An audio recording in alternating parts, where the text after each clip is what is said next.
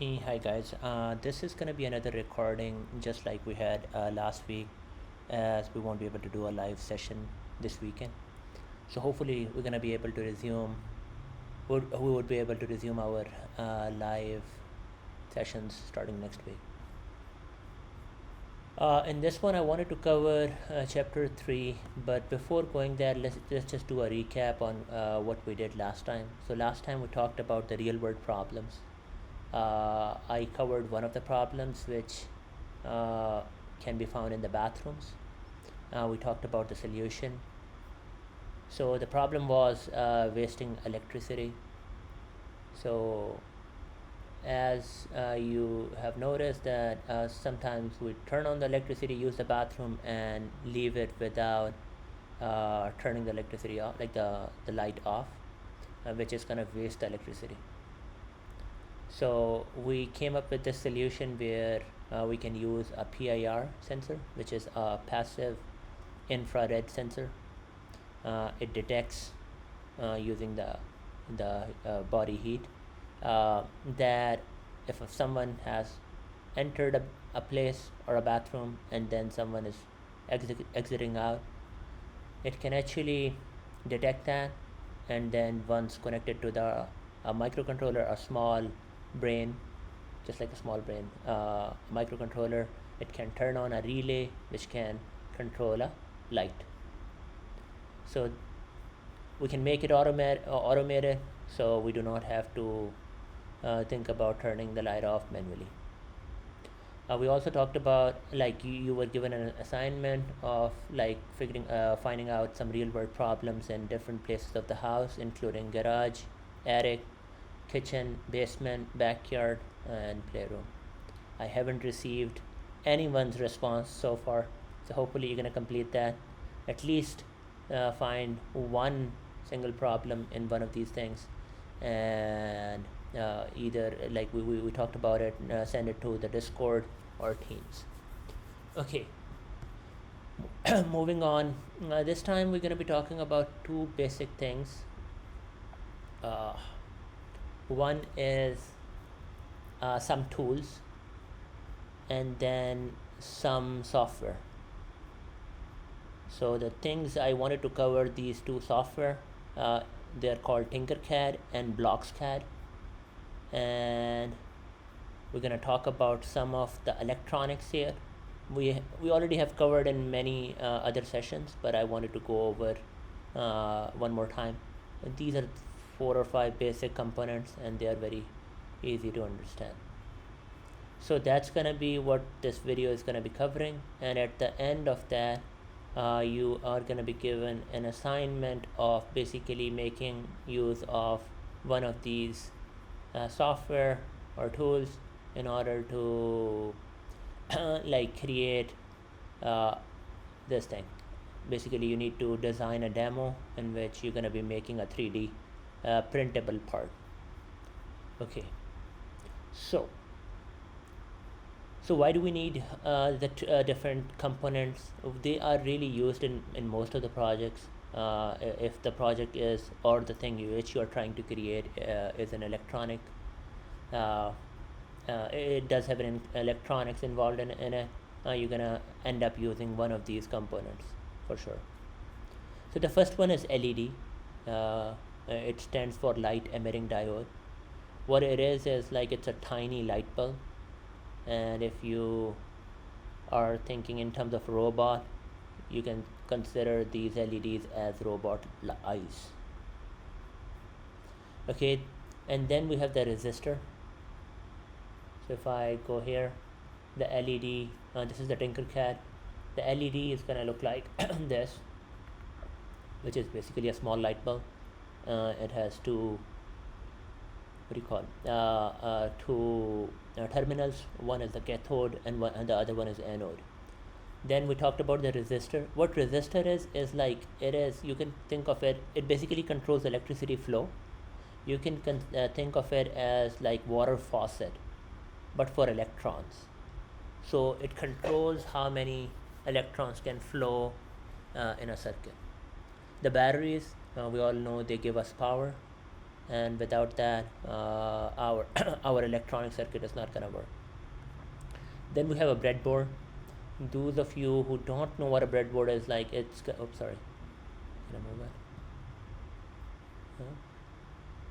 Okay, now can I move it? Okay, so this is uh, how the breadboard looks like.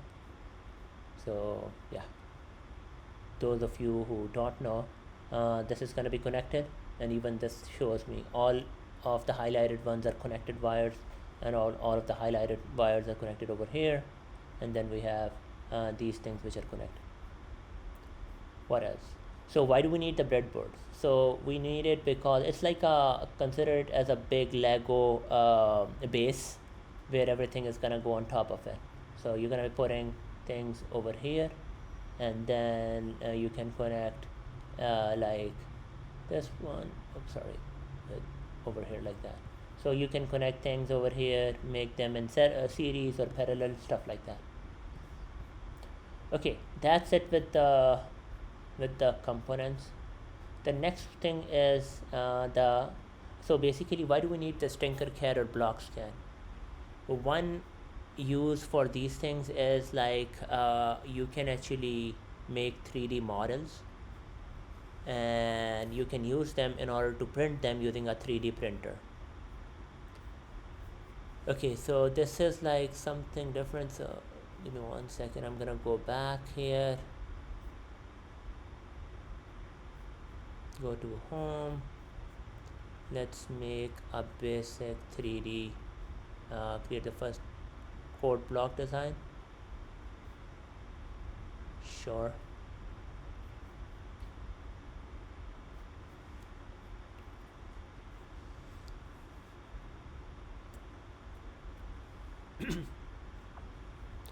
So over here, when you do the code blocks, right, you are given a lot of things. So you can actually use a block, and normally you render it, and when you render it, basically this is gonna render it and show you how it's gonna look like. This is basically just like we do it in the Scratch programming. You can actually use the blocks here.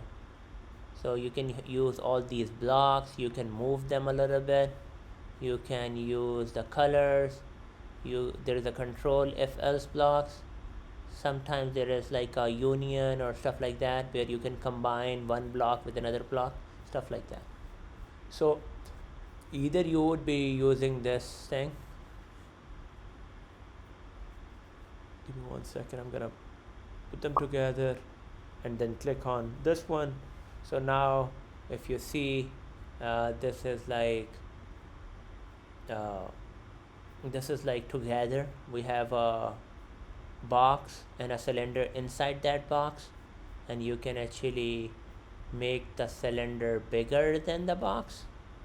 So if I do that, let's say if I do 40, I would not be able to see anything, like any part of the box. Why? Because now our cylinder is even bigger than the box. So you can play with that. You can also have spheres, play, and somewhere you would be able to see sphere. I think if I just move it out of the way and then play it again, it's just gonna show you the sphere. Okay, that's one way of doing it. A little bit like just like a Scratch programming. I'm gonna go back one more time.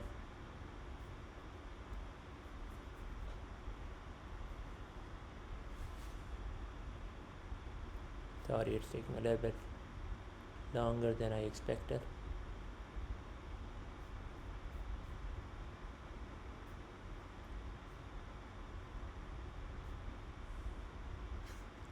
How about a TinkerCAD?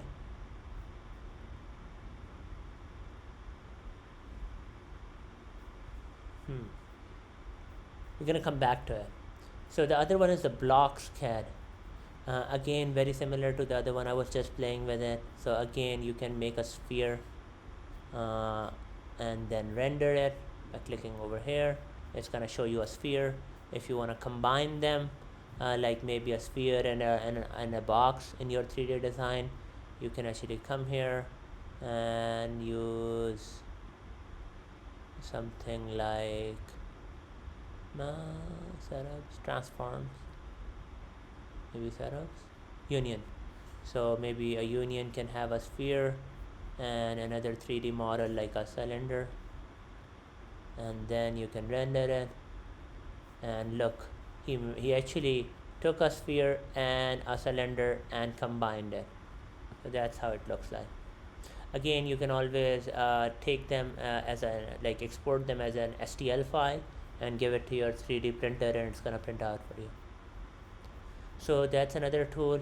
If I can go back here, don't want to make this one, just a 3D design, this one, yes, no,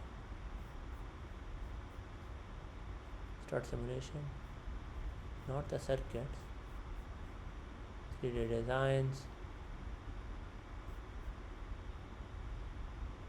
I already had that. Okay. Oh, okay, this is the one which so basically it's an easy one. You don't have to do it like scratch. I already put so many things in it. So basically you just do drag and drop here wherever you wanna move it. Like, it's gonna basically, when you change it to an STL and export it to your 3D printer, it's gonna show you how big, it's gonna show you the exact size, how big and small it's gonna be. But you can actually design it over here and then export it. You can combine, and you can move them and combine these and play with these different kind of shapes. Okay, so guys, as an assignment, or like as a demo, I would say try to use these two. And what you can do, actually I wanted to do two things. One is like using the components, we can actually make something really interesting. So here was another one. So yeah, this challenge, so we have a budget challenge where you can build a door alarm for under $5. So I actually tried to look it up. I put it in the chat GPT that I wanted to create give me an image of like something, a door, when the door opens, it's gonna sound an alarm. So that didn't make really any sense to me, like how that's gonna work. But there are two things which, when I found out, like when I was looking for these door alarms DIY projects, I found out these two. One is over here where you are taking this batteries and a buzzer. So whenever the battery is connected to the buzzer, and if it is connected correctly, it's gonna make a sound. So what he does is like he connects the two the buzzer, and then he connect the two wires. Sorry, let me show you. So he connected the one wire is over here wrapped around here, and the other one is here. So basically they are connected from this one. So now if we put a piece of any non-conductive material between these two, the buzzer is not gonna ring any sound. So, but when it is like moved out of the way, then the two wires are gonna be connected together, and it's gonna make some sounds. So let's see the demonstration here.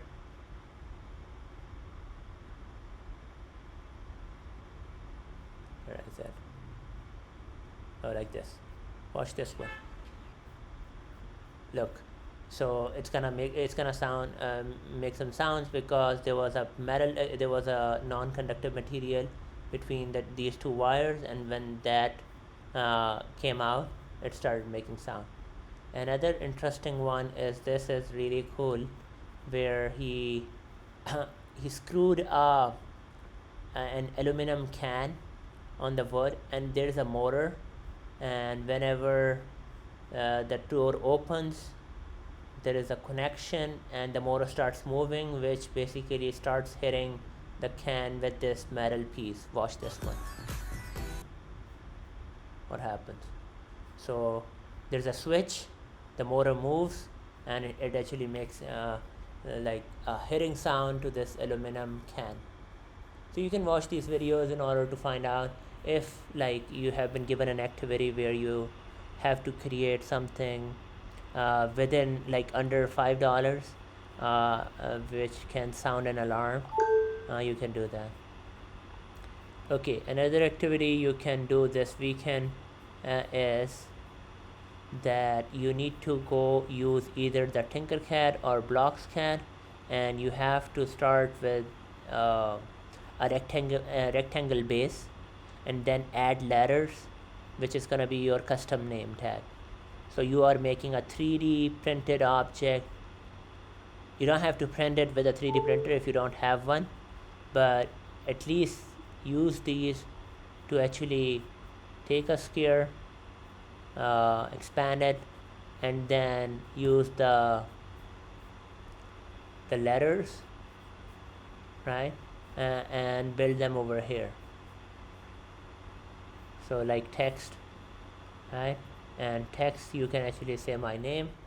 Let's say if my name is Sam, I can write Sam over here, and I can move it on top of that, right, and then in 1 second.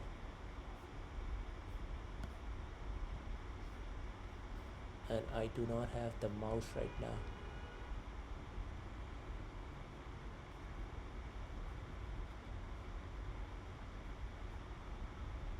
Okay. So yeah, that is an activity. We can actually do it together once if you are not able to figure that out. But basically you move it on top of that like this and put it like on top of it. So if we can actually export that as an STL file, this would be something where you have a name and it is printed on top of a square object. So that's all I wanted to cover in this recorded session, and hopefully we should be able to do a live session next time.